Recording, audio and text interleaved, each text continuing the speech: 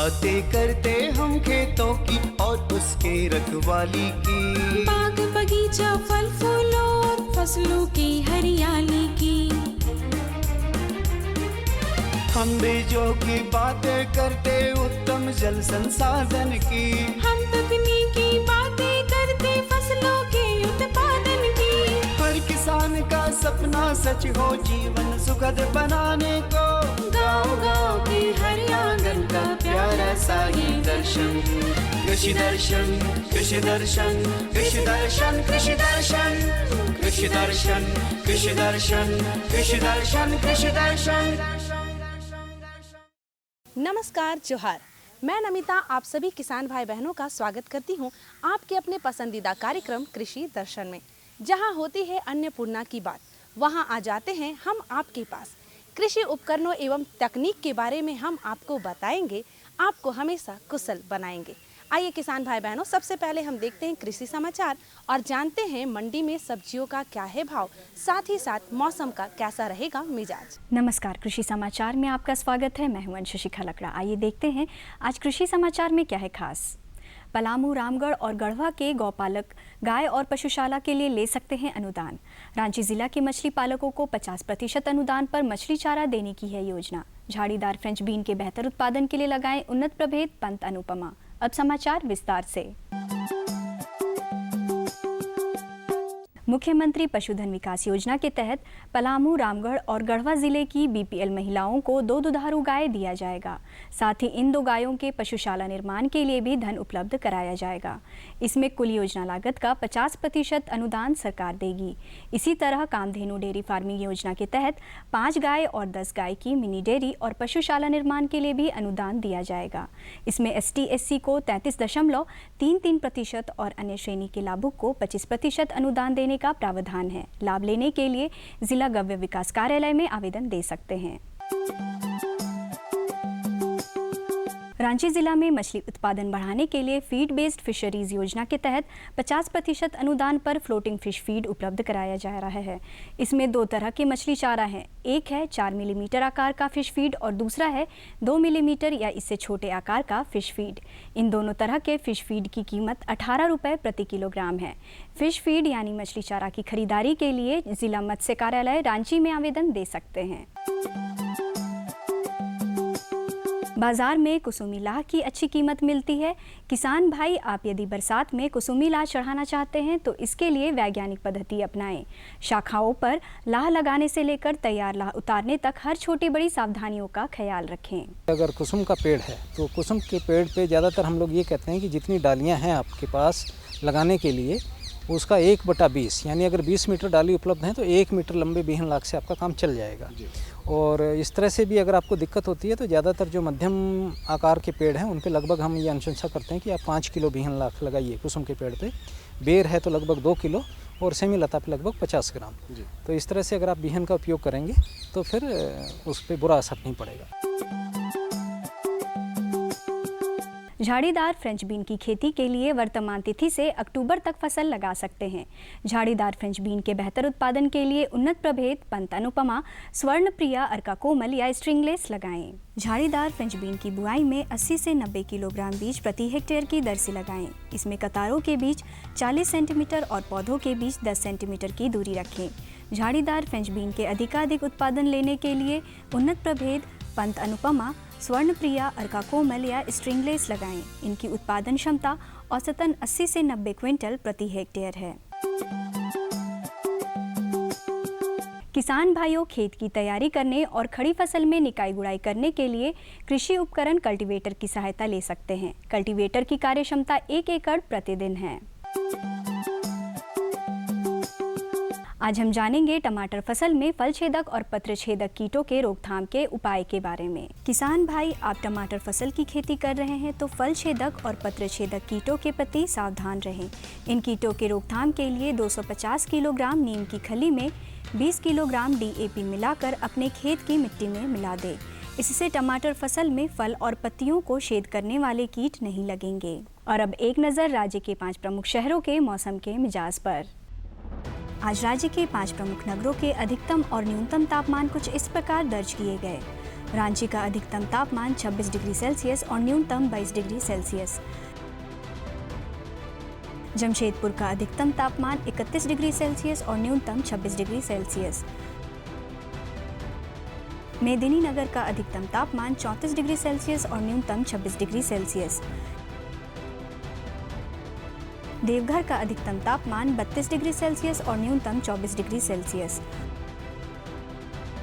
वहीं धनबाद का अधिकतम तापमान 30 डिग्री सेल्सियस और न्यूनतम 25 डिग्री सेल्सियस रहा।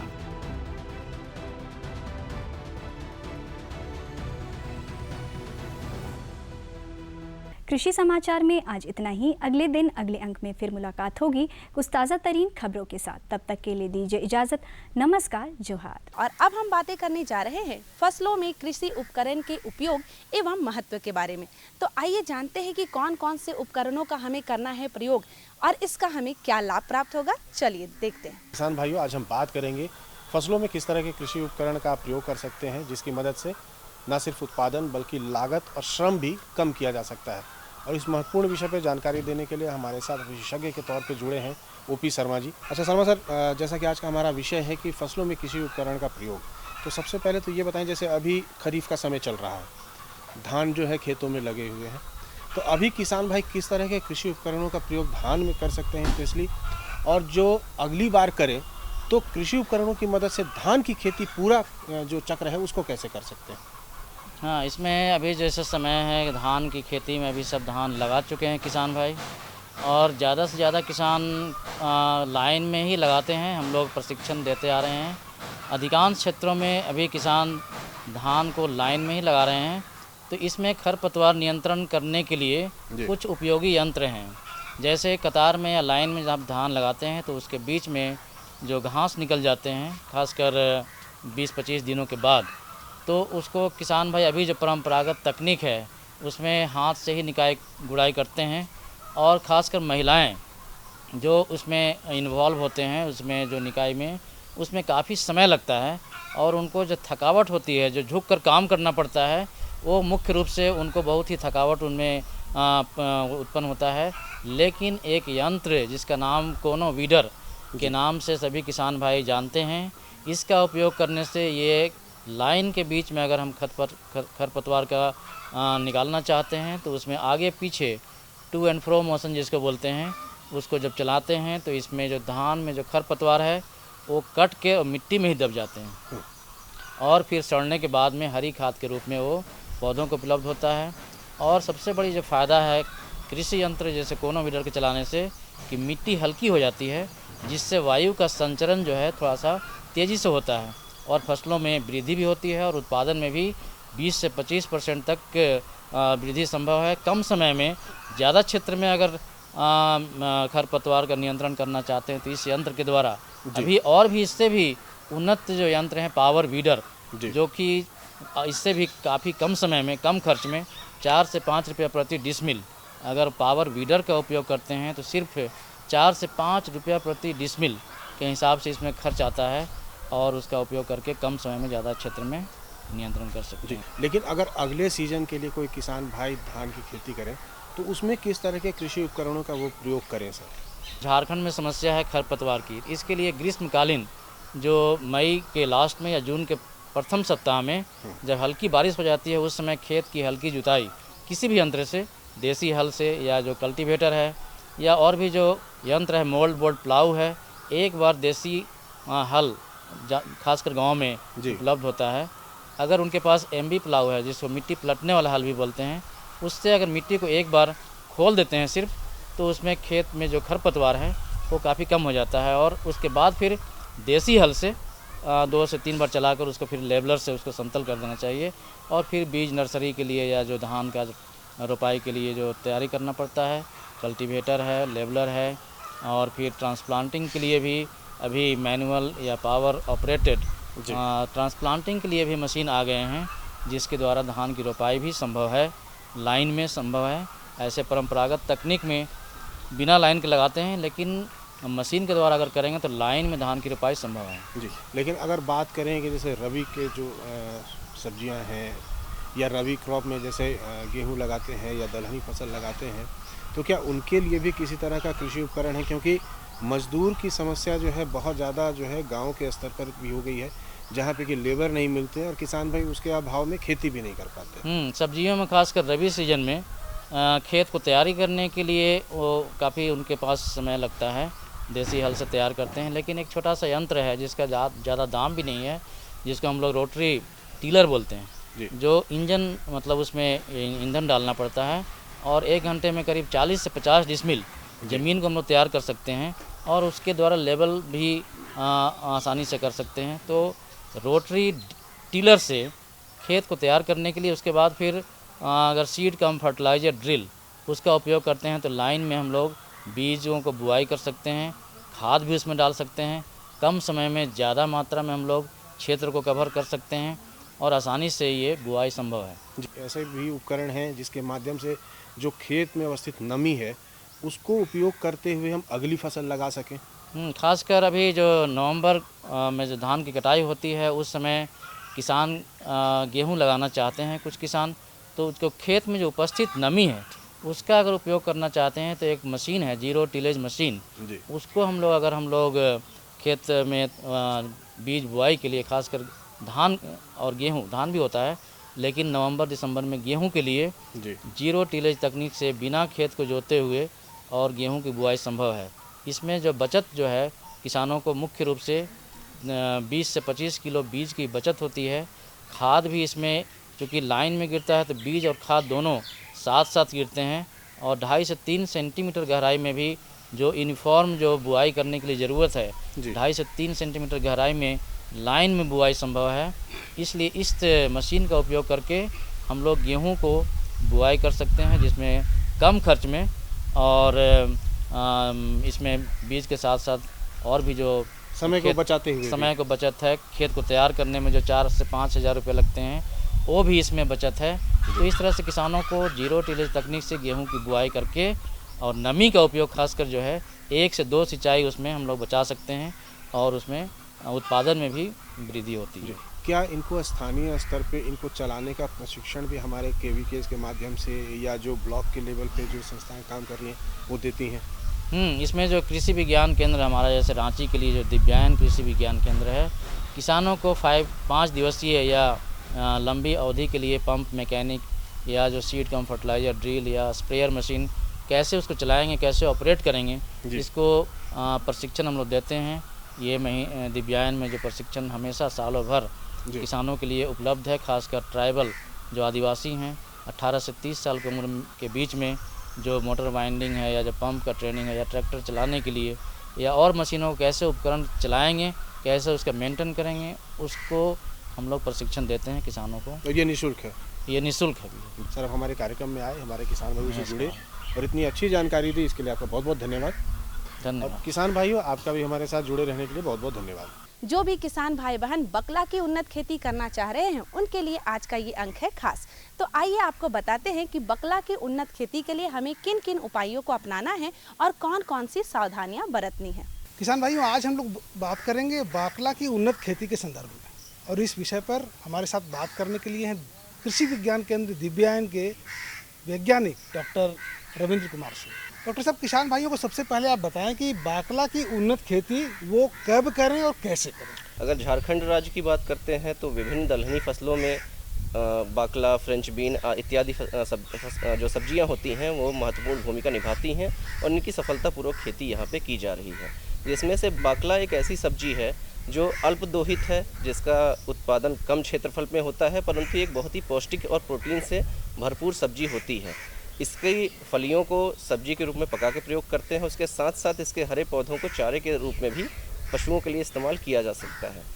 सबसे पहले इसकी खेती की जब हम बात करते हैं तो इसमें चूँकि जैसा हमने बताया कि एक अल्प दोहित फसल है तो इसमें अनुसंधान की भी बहुत ही ज़्यादा आवश्यकता है, परंतु कुछ विभिन्न प्रकार की प्रजातियों को, उन्नत प्रजातियों को विकसित किया गया है, जिसमें से हरियाणा कृषि विश्वविद्यालय द्वारा विकसित हरियाणा बाकला 1, सिलेक्शन BR1, सिलेक्शन BR2 और इसके अलावा भारतीय कृषि अनुसंधान संस्थान नई दिल्ली द्वारा विकसित पूसा सुमित एक उन्नत प्रजाति है, जिसका किसान भाई चयन कर सकते हैं और इससे अच्छी उपज प्राप्त कर सकते हैं। बकला की खेती करते समय किसान भाई जमीन की तैयारी कैसे करें और उसके बाद फिर सिंचाई की व्यवस्था बीजों की व्यवस्था, ये सब सारा कुछ कैसे करें किसान भाई?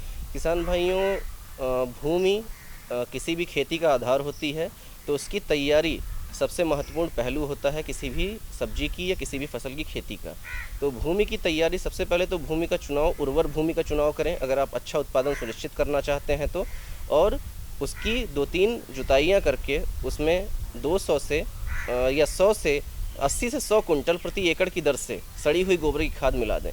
किसान भाइयों, इस बात का ज़रूर ध्यान रखें कि गोबर की जो भी खाद इस्तेमाल की जा रही है या कंपोस्ट इस्तेमाल की जा रही है वो सड़ी हुई पूरी तरह से हो। और जब कभी, चूँकि यहाँ पे जो मृदा होती है वो थोड़ी सी अम्लीय होती है, तो अम्लीय मृदा के अंतर्गत आप 1 से 1.25 किलो चूना जो कृषि के लिए उपयुक्त हो या डोलोमाइट का प्रति डिसमिल क्षेत्रफल की दर से इसका इस्तेमाल करें। और बुआई के कम से कम 15 दिन पूर्व इसको भूमि में मिला दें। तो इससे जो अम्लीय प्रकृति होती है मृदा की, उसको नियंत्रित किया जा सकता है। और इसके साथ ही साथ जब चूँकि हम खेत की तैयारी कर रहे हैं तो अंतिम जुताई के समय इसमें नत्रजन, फास्फोरस और पोटास का प्रयोग हम करते हैं। तो उसके लिए प्रति एकड़ की दर से लगभग 40 से 45 किलोग्राम यूरिया का, DAP लगभग 50 किलोग्राम और MOP लगभग 40 से 45 किलोग्राम प्रति एकड़ की दर से इसका हम प्रयोग करते हैं। किसान भाइयों, ये जो मात्रा बताई गई है इसमें से आधी मात्रा यूरिया की और फास्फोरस यानी DAP और पोटास की पूरी मात्रा को हम खेत की अंतिम जुताई के समय मिला देते हैं। और शेष जो आधी मात्रा होती है उसको लगभग फसल लगाने के 20 से 25 दिन बाद, बुआई करने के 20 से 25 दिन बाद मिट्टी चढ़ाते समय और निराई गुड़ाई के बाद इसमें देते हैं। बाकला की खेती में कौन कौन से संभावित रोग हैं? किसान भाइयों, थोड़ा सा इस संदर्भ में सबसे पहले हम बुआई की बात करते हैं। तो चूँकि इसमें जो बुआई होती है वो कतारों में करेंगे तो ज़्यादा अच्छा होगा। किसी भी प्रकार की कर्षण क्रिया के लिए, निराई गुड़ाई के लिए, सिंचाई के लिए कतारों में लगाना ही ज़्यादा उपयुक्त होता है। तो जब बीजों की मात्रा की बात करते हैं तो लगभग 4 से 6 लगभग 30 से 32 किलोग्राम प्रति एकड़ की दर से बीजों की मात्रा का प्रयोग किया जाता है। और इसके जो बुआई होती है वो कतारों में करें, लगभग 45 से 60 सेंटीमीटर लाइन से लाइन की दूरी और 15 से 20 सेंटीमीटर बीज से बीज की दूरी इसमें उपयुक्त रहती है। जो बीजों की बुआई होती है वो 5 से 6 सेंटीमीटर की गहराई में करते हैं। बीजों की बुआई के समय किसान भाइयों ये ज़रूर सुनिश्चित कर लें कि मृदा नमी अच्छी प्रकार से, पर्याप्त मृदा नमी उपस्थित हो और इससे जो बीजों का अंकुरण होता है वो अच्छा होता है। बीजों की बुआई से पहले थोड़ा सा ये काम अवश्य कर लें कि बीजोपचार ज़रूर कर लें। उसके लिए ट्राइकोडर्मा का प्रयोग हमारे किसान भाई कर सकते हैं, जो कि एक जैविक साधन होता है बीजोपचार के लिए।